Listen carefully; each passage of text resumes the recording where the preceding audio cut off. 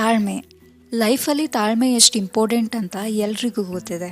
ತಾಳ್ಮೆಯಿಂದ ಇದ್ದರೆ ಏನು ಬೇಕಾದರೂ ಸಾಧನೆ ಮಾಡ್ಬೋದು ಅಂತಲೂ ಗೊತ್ತಿದೆ. ಆದರೂ ಕೂಡ ಒಂದೊಂದು ಸಲ ತಾಳ್ಮೆ ಕಳ್ಕೊಂಡು ಅವಾಂತರಗಳನ್ನ ಸೃಷ್ಟಿ ಮಾಡ್ಕೋತೀವಿ. ತಾಳ್ಮೆಯಿಂದ ಇದ್ದರೆ ಲೈಫಲ್ಲಿ ಏನೆಲ್ಲ ಸಾಧನೆ ಮಾಡ್ಬೋದು, ಏನೆಲ್ಲ ಒಳ್ಳೆಯದಾಗುತ್ತೆ ಅಂತ ಹೇಳೋ ಒಂದು ಚಿಕ್ಕ ಕಥೆನ ನಾನು ನಿಮ್ಮ ಜೊತೆ ಶೇರ್ ಮಾಡ್ಕೋತಿದ್ದೀನಿ, ಕೇಳಿಸ್ಕೊಳ್ಳಿ.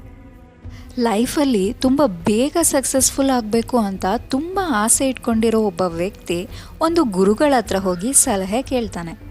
ಗುರುಗಳೇ, ನಾನು ತುಂಬ ವರ್ಷದಿಂದ ಕಷ್ಟಪಟ್ಟು ಕೆಲಸ ಮಾಡ್ತಾಯಿದ್ದೀನಿ, ಬಟ್ ಆದರೆ ನನಗೆ ಯಾವುದೇ ತರಹದ ರಿಸಲ್ಟ್ ಸಿಗ್ತಿಲ್ಲ. ನಾನು ಎಲ್ಲ ಥರನೂ ಪ್ರಯತ್ನ ಮಾಡಿದ್ದೀನಿ, ನನಗೆ ಸಕ್ಸಸ್ ಸಿಗ್ತಿಲ್ಲ, ಪ್ಲೀಸ್ ನೀವು ನನಗೆ ಸಹಾಯ ಮಾಡಿ ಅಂತ ಕೇಳ್ಕೊತಾನೆ. ಇದನ್ನು ಗಮನಿಸಿದ ಗುರುಗಳಿಗೆ ಅರ್ಥ ಆಗುತ್ತೆ, ಈ ಮನುಷ್ಯನಿಗೆ ತಾಳ್ಮೆ ತುಂಬ ಕಮ್ಮಿ ಇದೆ, ಏನೇ ಕೆಲಸ ಮಾಡಿದರೂ ತಕ್ಷಣ ರಿಸಲ್ಟ್ ಬೇಕು ಅನ್ನೋ ಮನೋಭಾವ ಇವನಿಗಿದೆ ಅಂತ ಅರ್ಥ ಆಗುತ್ತೆ. ಜೀವನದಲ್ಲಿ ಏನಾದರೂ ಸಾಧನೆ ಮಾಡಬೇಕು ಅಂದರೆ ತಾಳ್ಮೆ ತುಂಬ ಮುಖ್ಯ. ತಾಳ್ಮೆ ಜೀವನದಲ್ಲಿ ಎಷ್ಟು ಮುಖ್ಯ ಅಂತ ತಿಳಿಸುವಂತಹ ಕಥೆನ ನಾನು ನಿನಗೆ ಹೇಳ್ತೀನಿ ಅಂತ ಗುರುಗಳು ಒಂದು ಕತೆ ಹೇಳೋದಕ್ಕೆ ಶುರು ಮಾಡ್ತಾರೆ. ಒಂದೂರಲ್ಲಿ ಒಬ್ಬ ರಾಜ ಇರ್ತಾನೆ. ಆ ರಾಜ ತನ್ನ ಸೈನ್ಯದೊಂದಿಗೆ ಆಚೆ ಹೊರಡ್ತಾನೆ. ರಾಜ ಹೋಗಬೇಕಾದ್ರೆ ತನ್ನ ಸೈನ್ಯದಿಂದ ದೂರ ಆಗಿ ದಾರಿ ತಪ್ತಾನೆ. ದೂರದಲ್ಲಿ ಒಂದು ಮನೆಯಲ್ಲಿ ಬೆಳಕು ಕಾಣಿಸುತ್ತೆ. ಆ ಬೆಳಕನ್ನು ಹಿಂಬಾಲಿಸಿ ರಾಜ ಆ ಮನೆನ ತಲುಪ್ತಾನೆ. ಆ ಮನೆಯಲ್ಲಿ ಒಬ್ಬಳು ವೃದ್ಧೆ ವಾಸವಾಗಿರ್ತಾಳೆ. ರಾಜನನ್ನು ನೋಡಿದ ವೃದ್ಧೆ ಇವನು ಸೈನಿಕ ಅಂತ ಭಾವಿಸಿ ತನ್ನ ಮನೆಯಲ್ಲಿ ಇರೋದಕ್ಕೆ ಅವಕಾಶ ಮಾಡಿ ಕೊಡ್ತಾಳೆ. ರಾಜ ತುಂಬ ಹಸುವಿನಿಂದ ನರಳ್ತಿರ್ತಾನೆ. ಸೊ ಊಟಕ್ಕೆ ಸ್ವಲ್ಪ ಅನ್ನ ಮತ್ತು ಸಾರನ್ನ ಬಡಿಸಿ ರಾಜನಿಗೆ ಕೊಡ್ತಾಳೆ. ರಾಜನಿಗೆ ತುಂಬ ಹಸಿವಾಗಿರುತ್ತೆ. ಊಟ ಬಡಿಸಿದ ಕೂಡಲೇ ಅನ್ನದ ಮಧ್ಯದ ಭಾಗಕ್ಕೆ ಕೈ ಹಾಕಿ ತಿನ್ನೋಕೆ ನೋಡ್ತಾನೆ. ಬಿಸಿ ಅನ್ನ ಆಗಿದ್ರಿಂದ ರಾಜನ ಕೈ ಸುಟ್ಟೋಗುತ್ತೆ. ಹಾಗೆ ಕೈಯಲ್ಲಿದ್ದ ಅನ್ನ ಜಾರಿ ನೆಲದ ಮೇಲೆ ಬಿದ್ದು ಅದು ವ್ಯರ್ಥ ಆಗುತ್ತೆ. ಇದನ್ನ ಗಮನಿಸಿದ ಅಜ್ಜಿ ಬಂದ್ಬಿಟ್ಟು ರಾಜನಿಗೆ ಹೇಳ್ತಾಳೆ, ನೀನು ನಿನ್ನ ರಾಜನ್ ಥರ ತಾಳ್ಮೆ ಇಲ್ದಿರೋ ವ್ಯಕ್ತಿ ಅಂತ. ಇದನ್ನು ಕೇಳಿದಂಥ ರಾಜನಿಗೆ ಗೊಂದಲ ಆಗುತ್ತೆ, ಯಾಕೆ ಅಜ್ಜಿ ರಾಜನಿಗೆ ತಾಳ್ಮೆ ಇಲ್ದಿರೋ ವ್ಯಕ್ತಿ ಅಂತ ಹೇಳ್ತಿದ್ದಾಳೆ ಅಂತ.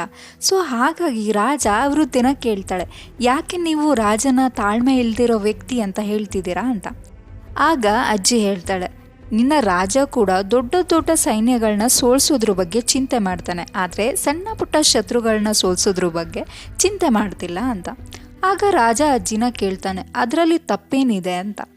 ಆಗ ಅಜ್ಜಿ ನಗ್ತಾ ಹೇಳ್ತಾಳೆ, ದೊಡ್ಡ ಸೈನ್ಯನ ಎದುರಿಸೋಕ್ಕೆ ಹೋಗಿ ತನ್ನ ಸೈನ್ಯವನ್ನು ಕಳ್ಕೊತಾ ಇದ್ದಾನೆ. ಅವನು ನಿನ್ನ ಹಾಗೇನೆ. ನೀನು ಕೂಡ ಬಟ್ಟಲಿನ ಸುತ್ತ ಇರುವ ತಣ್ಣಗಾಗಿರೋ ಅನ್ನನ ತಿನ್ನೋ ಬದಲು ಸೀದಾ ಅನ್ನದ ಮಧ್ಯಭಾಗಕ್ಕೆ ಕೈ ಹಾಕಿ ತಿನ್ನೋಕೆ ಶುರು ಮಾಡಿದೆ. ಅದರಿಂದ ಕೈ ಸುಟ್ಕೊಂಡು ಕೈಯಿಂದ ಅನ್ನನ ಕೆಳಗೆ ಬೀಳಿಸಿ ಅದನ್ನ ವ್ಯರ್ಥ ಆಗೋ ಥರ ಮಾಡಿದೆ.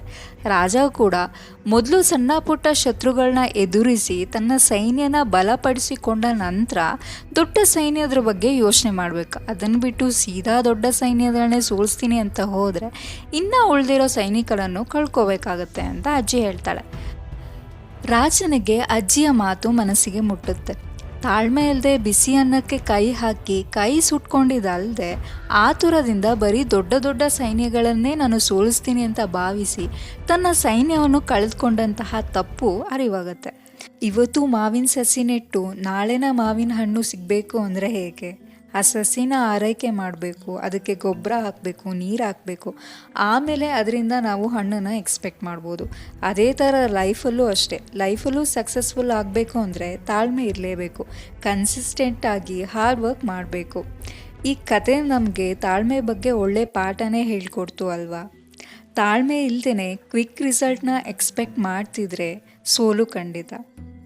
ಗುರುವಿನ ಹತ್ರ ಸಲಹೆ ಕೇಳಿದ ಮನುಷ್ಯನಿಗೆ ತಾಳ್ಮೆ ಇರಲಿಲ್ಲ, ರಿಸಲ್ಟ್ಗೆ ವೆಯ್ಟ್ ಮಾಡುವಂತಹ ತಾಳ್ಮೆ ಇರಲಿಲ್ಲ, ಆ್ಯಂಡ್ ಅವನಿಗೆ ಕ್ವಿಕ್ ರಿಸಲ್ಟ್ ಬೇಕಾಗಿತ್ತು.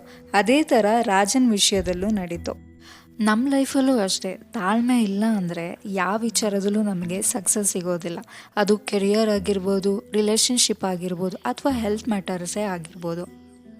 ತಾಳ್ಮೆ ಇಲ್ದೇ ಪದೇ ಪದೇ ಆ ಜಾಬ್ ಸ್ವಿಚ್ ಮಾಡ್ತಾ ಇದ್ರೆ ಏನೂ ಕಲಿದೇನೆ ಒಂದು ಸ್ಟೇಬಲ್ ಕೆರಿಯರ್ ಬಿಲ್ಡ್ ಮಾಡೋದಕ್ಕೆ ಸಾಧ್ಯನೇ ಇಲ್ಲ. ಅದೇ ಥರ ಏನೋ ಒಂದು ಅವಸರದಲ್ಲಿ ಒಂದು ರಿಲೇಷನ್ಶಿಪ್ಗೆ ಹೋಗಿ ಆ ಪಾರ್ಟ್ನರ್ನ ಕರೆಕ್ಟಾಗಿ ಅರ್ಥ ಮಾಡ್ಕೊಳ್ಲಿಲ್ಲ ಅಂದರೆ V end up with regrets and disappointments ಅಲ್ವಾ. ಅದೇ ಥರ ಈಗ ವೆಯ್ಟ್ ಲಾಸ್ ಜರ್ನಿ ಅಂತ ಇಟ್ಕೊಳ್ಳೋಣ. ಆ ವೆಯ್ಟ್ ಲಾಸ್ ಜರ್ನಿ ಶುರು ಮಾಡ್ತೀವಿ, ನಮಗೆ ನಾಳೆನೇ ರಿಸಲ್ಟ್ ಬೇಕು ಅಂತ ಒಂದಿಷ್ಟು ಶಾರ್ಟ್ಕಟ್ನ ಯೂಸ್ ಮಾಡ್ತೀವಿ. ಅದರಿಂದನೂ ಕೊನೆಗಾಗೋದು ಡಿಸಪಾಯಿಂಟ್ ಆ್ಯಂಡ್ ರಿಗ್ರೆಟ್ಸ್ ಅಷ್ಟೇ. So we need patience in every aspect of life. ಲೈಫಲ್ಲಿ ಸಕ್ಸಸ್ಫುಲ್ ಆಗಬೇಕಂದ್ರೆ ಪ್ರಾಸೆಸ್ನ ಅರ್ಥ ಮಾಡಿಕೊಂಡು ಹಾರ್ಡ್ ವರ್ಕ್ ಮಾಡಲೇಬೇಕು. ರಿಸಲ್ಟ್ ಬಗ್ಗೆ ಥಿಂಕ್ ಮಾಡಿಕೊಂಡು ಡಿಸಪಾಯಿಂಟ್ ಆಗೋ ಬದಲು ಎಫರ್ಟ್ನ ಅಪ್ರಿಷಿಯೇಟ್ ಮಾಡ್ಕೊಳ್ಳೋದನ್ನ ಕಲಿಬೇಕು. ಸೊ ನಾವು ತಾಳ್ಮೆಯಿಂದ ಇದ್ದು ಬೇರೆಯವ್ರ ಜೊತೆಗೂ ತಾಳ್ಮೆಯಿಂದ ಇದ್ದರೆ ಲೈಫ್ ಚೆನ್ನಾಗಿರುತ್ತೆ. ಸೊ ಅದಕ್ಕೆ ಹೇಳೋದು ಅನಿಸುತ್ತೆ, patience is the key to success and happiness ಅಂತ. ಸೊ ಇದೇ ಥರದ ಕತೆಗಳ ಜೊತೆ ನಾನು ನಿಮ್ಮ ಜೊತೆ ಮತ್ತೆ ಸಿಗ್ತೀನಿ. ಕಂಟೆಂಟ್ ಇಷ್ಟ ಆಗಿದ್ರೆ ದಯವಿಟ್ಟು ಸಬ್ಸ್ಕ್ರೈಬ್ ಮಾಡಿಕೊಂಡು ಸಪೋರ್ಟ್ ಮಾಡೋದನ್ನು ಮರಿಬೇಡಿ.